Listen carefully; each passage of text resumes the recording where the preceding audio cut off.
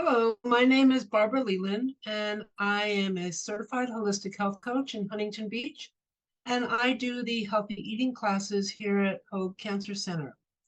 Today, we're going to be talking about intermittent fasting, the what's, the whys, the whens, the hows, and the if.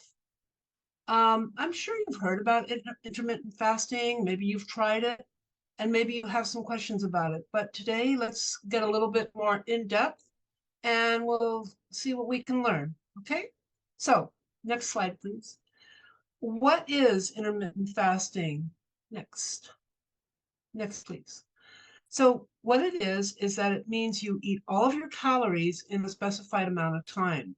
Usually, that time is going to be, not usually, always, that time is going to be a smaller amount of time than the fasting amount of time. So, you're eating all of your calories in a shorter period of time than you're not eating. Okay, that's intermittent fasting. Next, please. So, when exactly do you fast? Next, please. There are different ways to do it. One way is, and we're going to go through, these are three popular ways to do it, and some not quite as popular as others. One way is the alternate day fasting. That's a 36-hour fast and a 12-hour eating. So let's say you finish your eating on Monday at 8 p.m. and then you go to bed around 10, 11, 12, whatever. The next day you wake up, you don't eat at all. You don't eat at all, and you have your day, and then you go to bed, and then next morning you wake up and you can eat at 8 o'clock. Then that day, let's see, that brings us to Monday, Tuesday, Wednesday. That's Wednesday. On Wednesday, you then would stop your eating again at 8 p.m., by 8 p.m., and you'd start your 36-hour fast again. So you're fasting for 36 hours and you're eating for 12. I think it's difficult. Wouldn't be my go-to, but it works for some people. The next one, which I think is a little easier, is the whole day fasting. And that one you fast for a 24-hour period. Usually you do it a couple days a week. Some people do it one day a week. You don't want to do it too much more than that because you want to make sure that in a week's time you're getting all the nutrients you need. All right.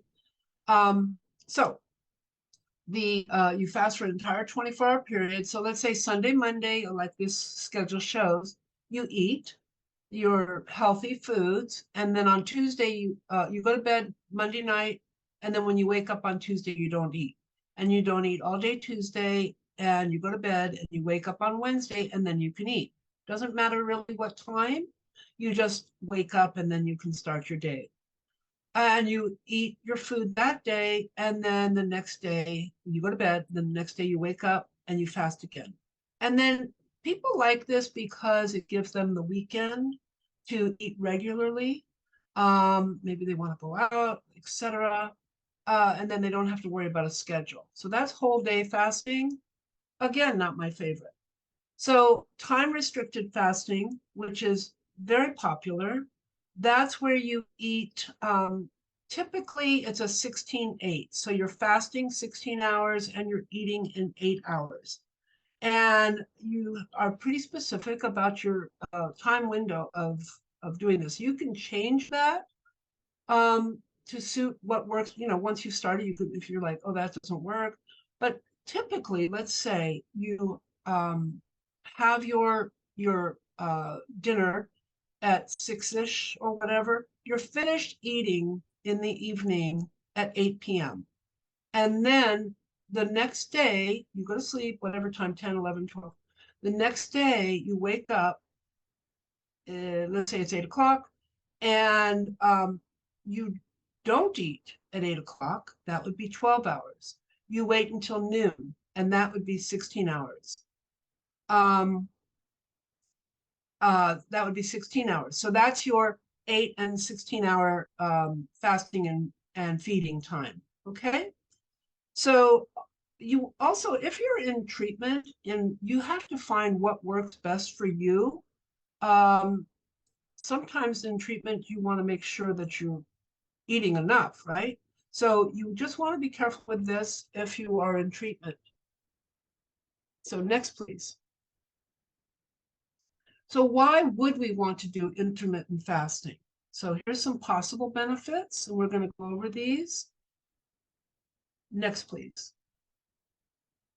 So intermittent fasting can help reduce inflammation. There is, when you have injury, stress, illness, your body creates inflammation to fight and protect that situation. When you have chronic stress or illness or injury, then you have chronic inflammation. And there are molecules called monocytes that are generated in response to those situations that are inflammatory. When you fast, those cells, those monocytes go into sleep mode. So you have less time because your feeding period is less. You have less time to build up those inflammatory molecules and more time for your body to recover because you're fasting. Okay. So that is a possible benefit, is it could possibly reduce inflammation. And we know inflammation is key in many diseases, including cancer. Next, please. So when we are in intermittent fasting, there's a possibility that it may prevent or slow cancer growth because there's a process called autophagy, in which the damaged or abnormal cells are found and removed. And that's through the immune system and throughout the body. Once the bad cells are removed, the space is available for new cells. And then this intermittent fasting, because of the calorie reduction during the fasting period, that triggers that autophagy and facilitates removing the damaged or abnormal cells. Also, it shows that the studies have shown that cancer cells can be more vulnerable to chemo during intermittent fasting, meaning that they are more susceptible to the chemo help getting rid of them. And it makes the normal cells less vulnerable. So your normal cells are more protected, your cancer cells are more destroyed. Okay, next, please. It also can help reduce, possibly, insulin resistance. When you're fasting, your body goes from using the glucose to using stored fat. What that does is you have less glucose going through your blood, and your body's ability to use insulin is increased. And that also increases the production of glucagon, and that helps to regulate your glucose also. So intermittent fasting may help reduce insulin resistance. Next, please. If you have any questions, you can go ahead and put them into the Q&A, and we can look at them at the end, okay? So intermittent fasting can help with weight loss if it's done correctly. So you could possibly be reducing your calorie intake because you have less time to eat. And if you're doing it correctly, which means you're eating good whole foods during that time, you could possibly be reducing the amount of calories that you are eating because you're going to be more mindful of what you're eating, hopefully, done correctly. You're going to be more mindful of during that 8-hour period of time. This is all the time I have to get my nutrients for the day. Let me make sure I eat good whole food. Okay. And also, it increases the body's ability to burn fat for energy, like we were just talking about with the insulin resistance. Okay, next, please. It can help your heart because intermittent fasting may lower your blood pressure, and it may help improve the cholesterol levels by reducing LDL and reducing triglycerides. And then other ways it may help your heart is when you manage your weight, that helps your heart. Insulin sensitivity, diabetes, and heart disease go hand in hand, right? So that can help your heart. And also because it reduces inflammation. And again, like we said, inflammation is responsible for so many disorders in our body: heart health, cancer, diabetes, so many different things. So intermittent fasting may help your heart health in those ways as well. Next, please. And then it can help your brain function possibly. So it may improve your cognitive brain function and protect against Alzheimer's and Parkinson's because it increases a protein that helps in the growth and maintenance of brain cells.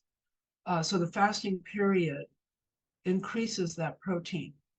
But be careful. There have been some studies that have shown it to have a negative effect when it comes to brain tumors. Always make sure whenever you're going to be doing any kind of different plan or way of eating that you check with your doctor. Okay. Next, please. Also, be aware that all of these possible benefits that we've been talking about are based on animal studies or short-term human studies. So do be aware that these are possible benefits. They have found them to be beneficial, but in animal studies and short-term human studies. Next, please. And again, please make sure you talk to your doctor. Don't change things that you're doing. Don't try to be a self healer without talking to your doctor when you're in, especially when you're going through treatment or when you're going through whatever it is you're going through with your doctor. Please make sure you talk to your doctor. And also talk to your doctor about your medications. Make sure that nothing will be adversely affected. Okay? Next, please. So why wouldn't we want to do intermittent fasting if all these possible pros are there? They look good. So there are some reasons why we might not want to do intermittent fasting. And we're going to go through these. Okay, so next, please. So if you have an eating disorder, if you are bulimic, anorexic, if you're a binge eater, intermittent fasting may not be your friend because it could possibly trigger these patterns.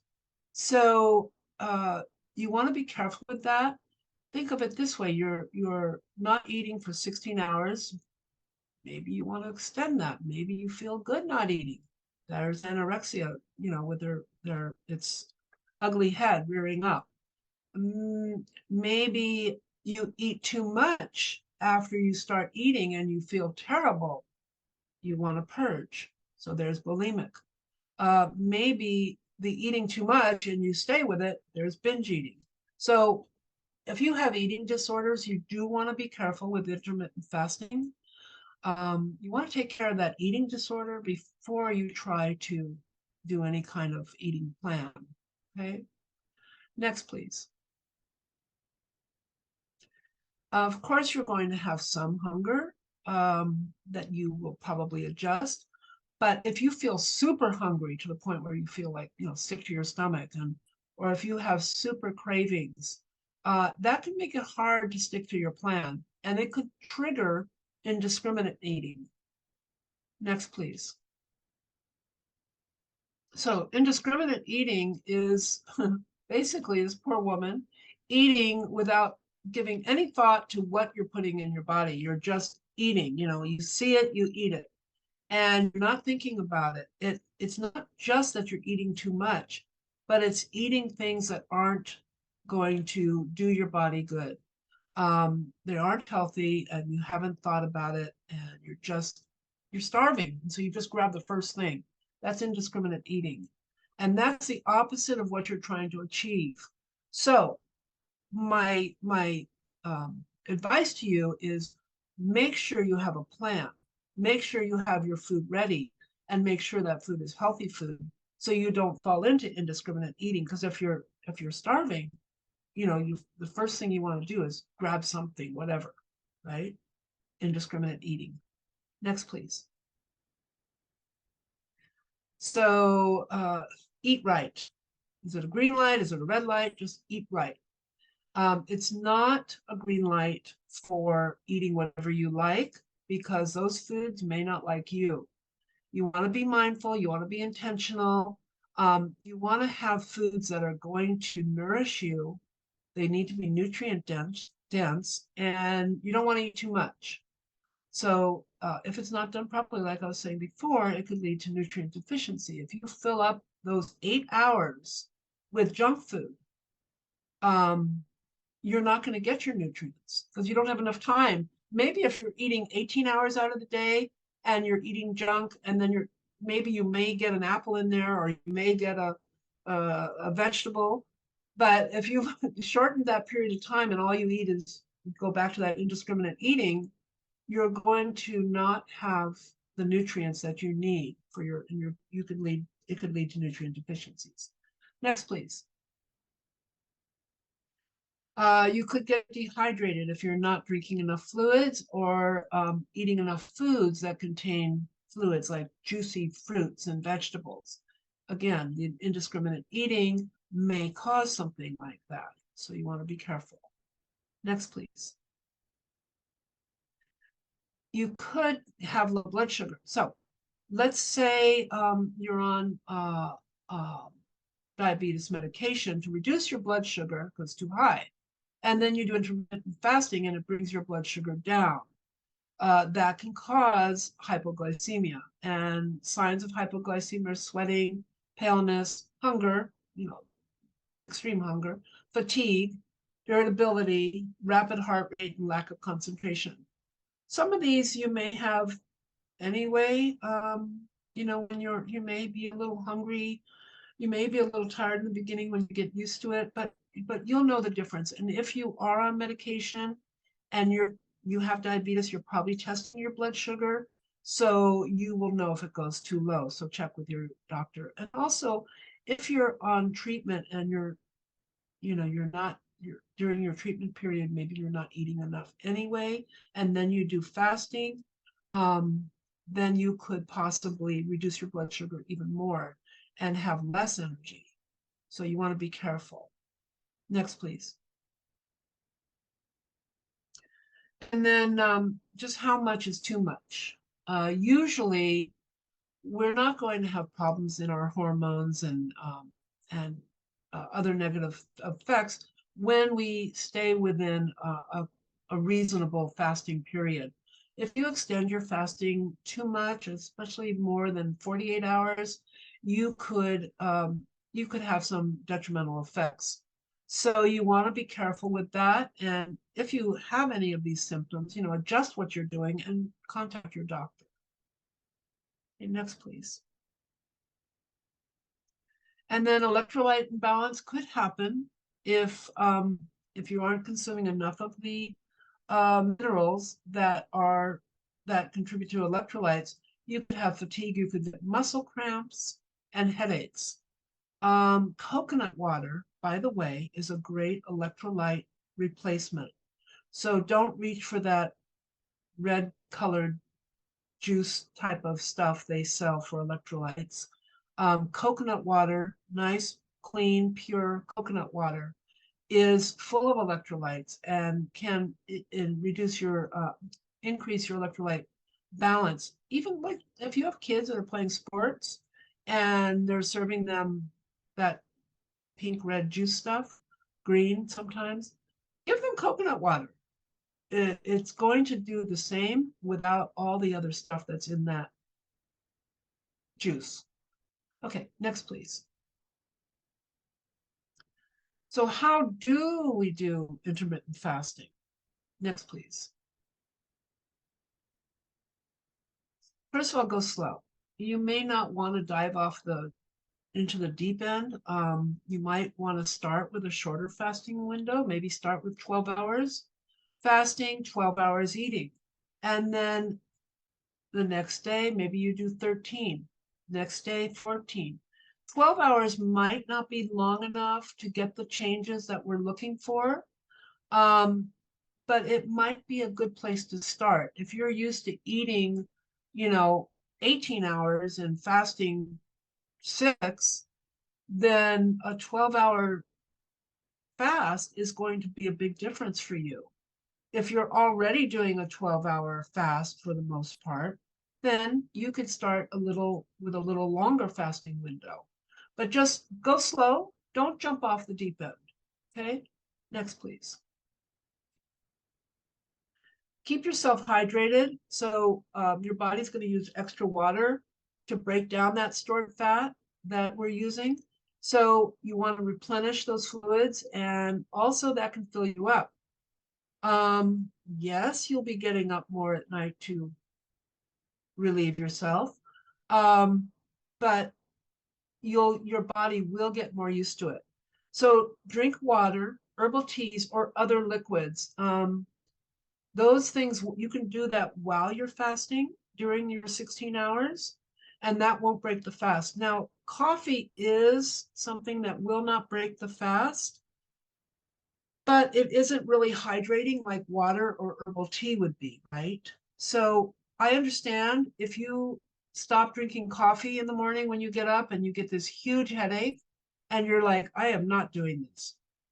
Yeah, I understand that. So you could get a caffeine headache if you do that. So try to lessen your coffee if you can, only because, your body is so clean.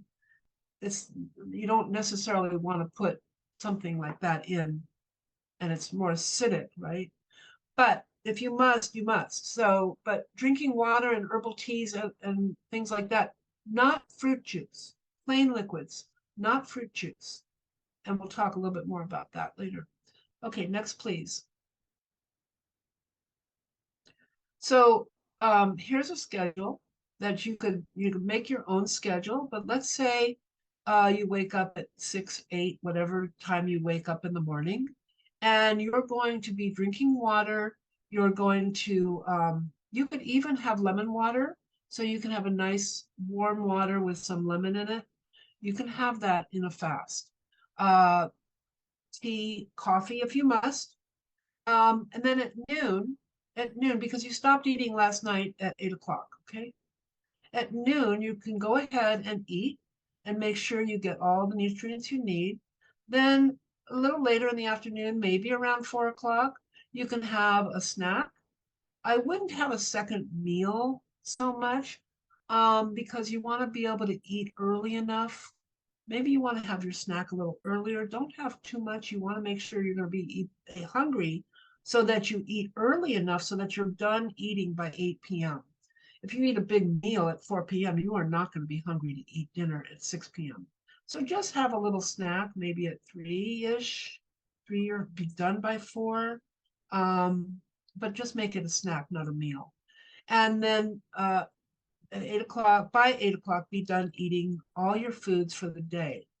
From 8 p.m. to bedtime, and give yourself time to digest your food so that you sleep well. You can begin your fast. You stay hydrated with water, other herbal teas, things like that. Okay, next, please. What should you eat while you're eating? Next, please. Hopefully, you're not going to do like she was doing, just staring at the refrigerator, thinking, what the heck should I grab here? Hopefully, you have it kind of planned out. Um, the way I like to break a fast is to eat raw fruits and vegetables first, because these are easily digestible, they're full of water, and you can get your body starting ready to start processing food. So uh, fruits and vegetables digest in 20 minutes. So if you start with some fruit in the morning, or vegetables if you don't like fruit, whatever you like, that some that have high water content, and those are going to be easy on your digestion and start your digestion going. Okay, then you can go to a more substantial meal. Next, please.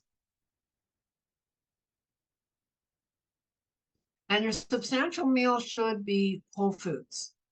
And you want unprocessed foods. You don't want to have any junk, because when you're fasting and you're eating junk, even though you're fasting and you think you're doing something good for yourself, if you're eating junk, you're still eating junk and you're defeating the purpose. So all the things that we normally say are really good for us, fruits, vegetables, lean proteins, nuts, legumes, whole grains, healthy fats, all of those are great choices for in your eating period. Um, it's great to plan it out so you know what you're going to be doing. Maybe you want a meal prep so that when you're hungry and you're ready to eat, you'll have something. Also, eating that fruit first really helps to dampen that hunger and tamp down that urge, to just eat everything. You're not going to be that hungry after 16 hours, right? You're not going to be like crawling the walls, but you'll be hungry. And so having that fruit is a nice way to let your body get something, be a little satisfied, and then you can go on to your food and you can do it with a more clear mind. Okay? Next, please. You want to focus. So when you're eating, a lot of times we'll sit in front of the television, we'll sit in front of the computer.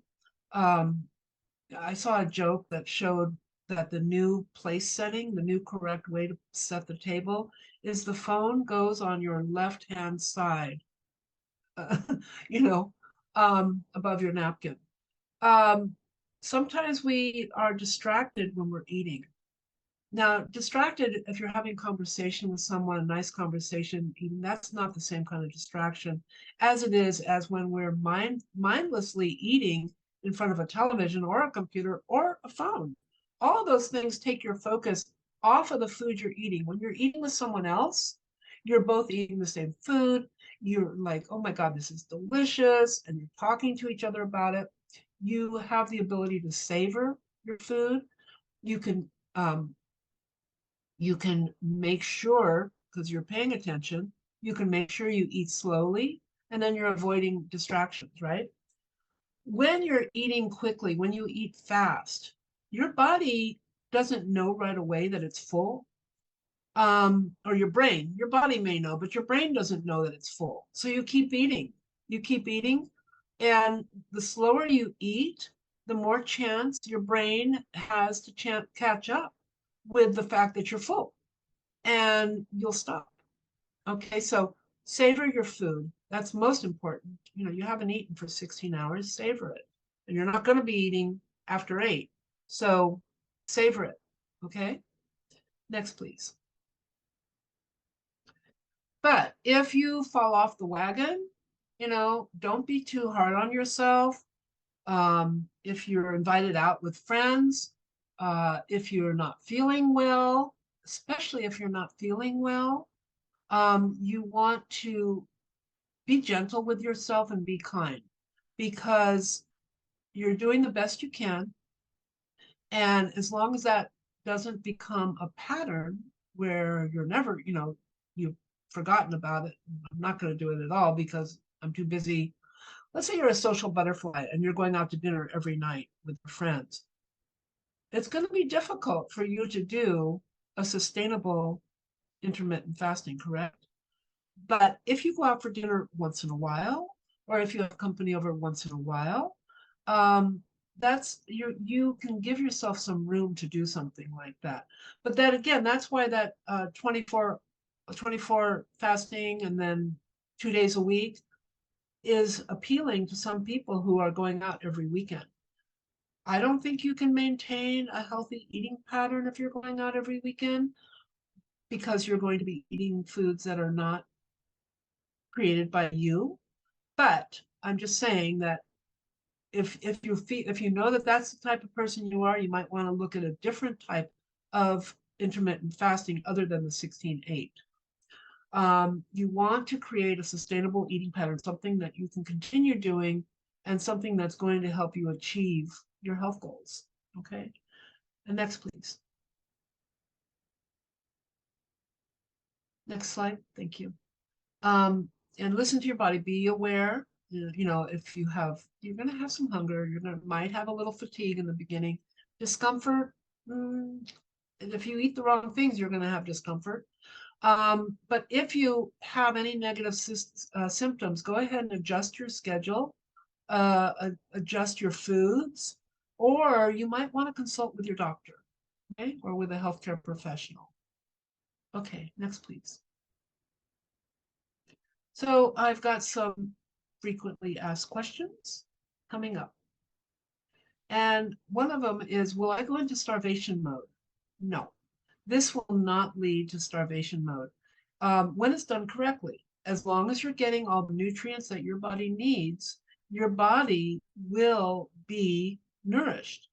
And your body will be able to use the stored energy without reducing the metabolic rate. So you're fine. If you continue, like we were saying, beyond the 48-hour period, you could be having problems. But during a 16-8, no, you are not going to go into starvation mode. Even during a 24 on, 24 off, you're not going to go into starvation mode. Okay? Next, please. How long can I continue to do this? Some studies found that even one day was enough to show a change in their metabolism and to reduce the levels of inflammation. But it really, you probably need a longer time to do that. And that could be to really see changes in your health. That could be a few weeks to several months, depending on you and your goals. Okay, next, please. Is this like a juice fast? No, a juice fast isn't a fast, actually. It's when you're eating your food in the form of juice, vegetables and fruits. And that usually is in conjunction with a detox plan, which is a whole nother story because our bodies do a detox on a regular basis. Every day we're detoxing, unless we are causing something to stop that detox process, like eating junk. So you may want to look at juice fast as more of a kickstart than a detox. Like, how do I get back into my eating healthy? But a juice fast is not a fast, okay? Because you are taking in nutrients, you are taking in sugar, because there's sugar in all the fruits, and there's sugar in many vegetables as well. So you are taking in more sugar, and so you're not going to have the benefits that you're getting with the intermittent fasting. It is a way to allow your body to quiet down from digestion. And sometimes during treatment, that could also be something that could help you, but check with your doctor. But it's not an intermittent fast, okay? Next, please. Can I be doing this long term?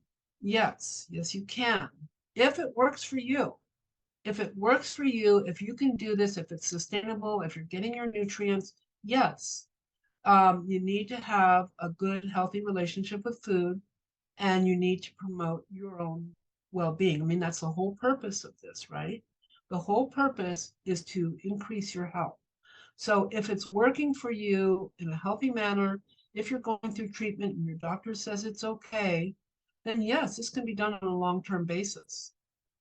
Next, please. So, do you have a healthy relationship with food? Can you control your eating once you break your fast? Do you feel sharper and more productive during the fast? Are you in good health? Well, sometimes even if we aren't in great health, if we have some problems, we could still be doing intermittent fasting. This last one, if you have little stress or it's well managed, who has little stress? I don't know who, maybe the Dalai Lama. I think even the Dalai Lama has stress. So if your stress is well managed, then that's a different situation. But it's definitely not for you if you have a history of disordered eating and you still have eating disorders. You need to take care of those eating disorders in whatever way you can, therapy, whatever, before you should start any kind of intermittent fasting. If you find that you're overeating every time you break your fast, that's not going to work for you. You need to get that under control. If you're like super preoccupied with food during the fast, that may not be a sign, that may be a sign that it isn't working for you. If you're experiencing any hormonal issues, which probably you won't in the 16-8 fast, or if you're in a super stressful period of your life. Now, if you're going through treatment, that is a super stressful period in your life, but we are learning how to deal with that stress, right? In many different ways. So remember, it's not the stress so much as it is the management of the stress. We want to learn how to manage our stress and deal with our stress because we can't control the stress that's coming into our lives. Okay, next, please. So that's it. And if you have any questions, there's a couple of things you can do. You can enter your questions here into the Q&A. You can also, if you have questions later on, you can send those questions over to hoagevents@hoag.org. That's the same email that you got your link with. Or you can email me at 2life-2health@hotmail.com, and I'm happy to hear from you, and I'm happy to answer any questions. So I don't know if we have any questions. We do not. I'll give it a couple seconds in case anybody has a question. But basically, you have continuing options to get your questions answered after the seminar as well. So you can contact Hoag, get your questions to them, or you can contact me as well. Also, visit me on my website at www.2life-2health.com.